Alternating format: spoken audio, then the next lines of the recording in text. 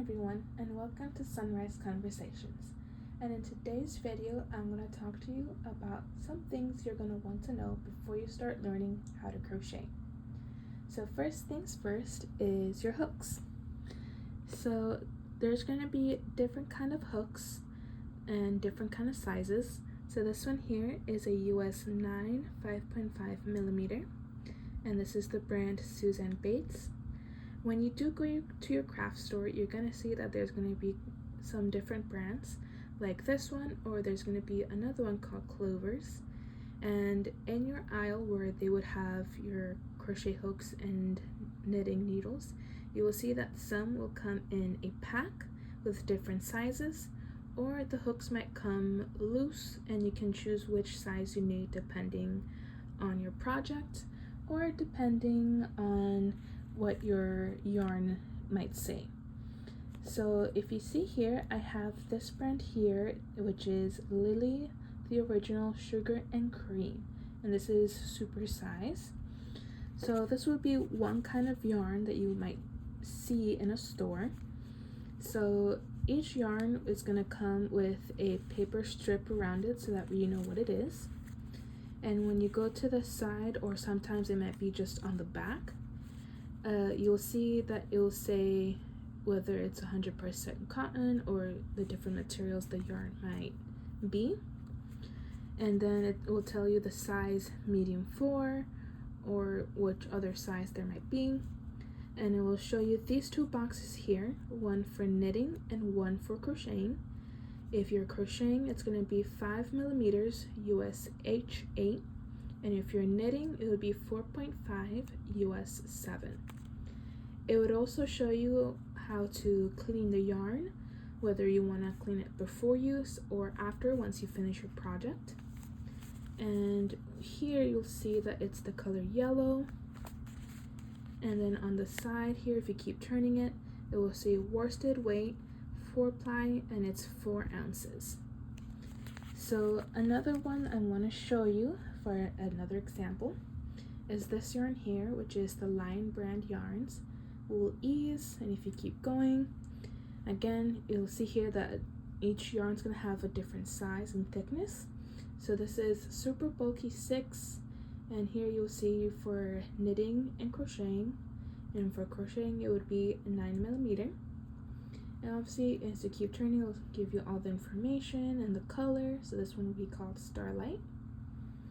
There's going to be a lot of brands of yarns depending on which store you're going to. They might have both of these. They might have Red Heart, they might have Big Twist, and I know there's another one that is called Crayon, which I'm not sure if I'm saying it right. I know it starts with a C. And there's different yarns out there for you to choose from, different sizes, different colors, lots to choose depending on what project you want to do. So to also get started, I want to show you 2 different stitches that you can do to start a project. So the first one, before I start saying what the first one is, let me just show you here.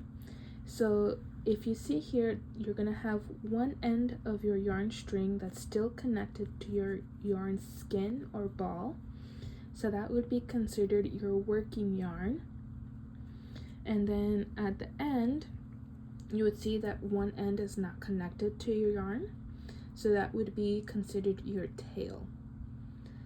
So the first thing I want to show you guys how to do is your cast on stitch.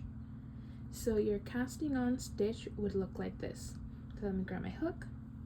So how I like to do it is I like to grab the working and the tail.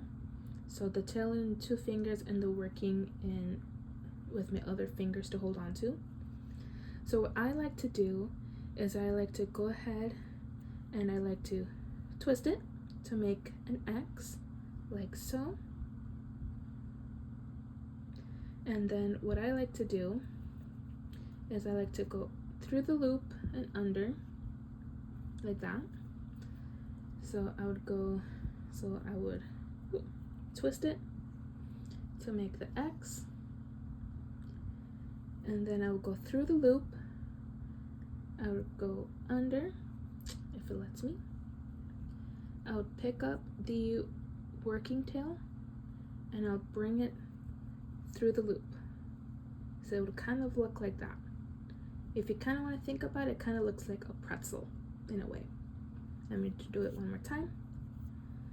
So I would grab both strings. I would go ahead and I would twist. And I'll go through the loop. I'll pick the working yarn, pull through, and tie in. So kind of like that. And I know some might have it be that when they're doing their cast on stitch, they might pull through and maybe pull the tail through and then go ahead, and they'll probably close it off like that. That's one way I know some people do it, but the way I like to do it is just basically go ahead, twist, grab the working tail, and pull. And then I would just put my hook in.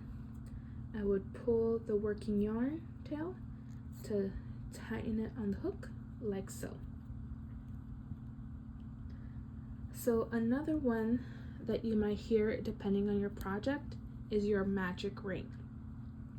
So the way that I do a magic ring is I would hold it between either 2 or 3 fingers, and I would go around to the back, bring it back to the front, make an X, and then I'll go to the back and make sure that these are parallel to each other. So you would hold your tail, go back, come back to the front, X, and parallel. And when you're here, what you want to do, grab your hook, go under the first strand here and over the second one. And what you're going to do is you're going to want to bring this second strand here under the first, and then you're going to go ahead and twist up, so it's kind of like you have a loop on your hook already. One more time. So around, up, under, over. I'm gonna pick it up and twist, and once you're here, you're gonna go under this yarn here, which would be your working yarn. You're gonna go under, and then you're gonna pull it through like so. It's gonna be a little bit hard, like so.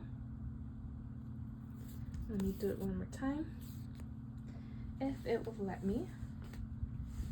Okay, I promise this one will be a little bit more clear. I'm gonna go around like so. I'm gonna go under, over, twist as I bring it up. I'm gonna bring it down a little bit. I'm gonna grab my working yarn, and then I'm gonna pull it through the loop. So then I'm gonna help it out and just bring it over, and like that. So that would be your magic ring cast on. So if you have any questions, or if you want me to clarify more on those two, let me know down in the comments, and in my next video I would try to talk about how to do your chains, how to do a single, double, half double, treble stitches, so that way you can continue learning how to crochet.